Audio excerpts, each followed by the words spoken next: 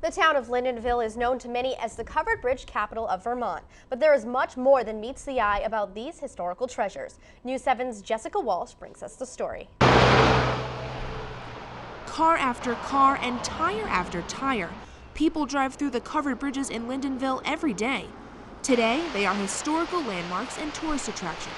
But back in the 1800s, they served as a vital part of how the community traveled through town.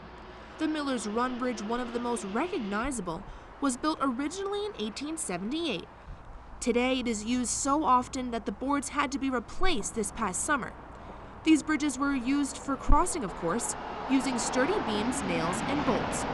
But the covered bridges also allowed for hay to be protected from a sudden thunderstorm, or even provided a secluded spot for a couple to steal a kiss. History like this, however, has always been an important part of Lyndon. Lyndon calls itself the covered bridge capital of the Northeast. So yes, it is, and we do our best to keep 3 of the 4 up to date.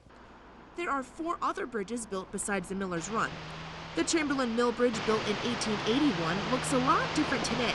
The mill is now gone, but the foundation is still there, as well as the stream and river. Drivers can enjoy the sound of the water flowing beneath them as they drive over.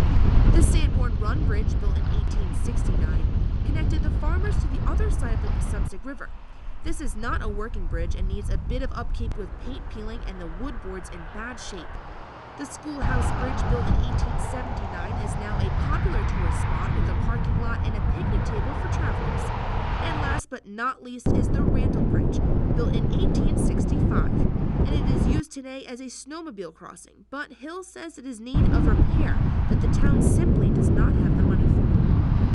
Is basically beyond repair. We did a study on it probably 3 years ago and found it was going to take $300,000 just to do basic repairs to it, and we opted not to do that. As for the history of the bridges for the community, they're priceless. If you sat down and talked to most people that have been here a little while, they could give you quite a bit of history about them, because I think everyone does value them.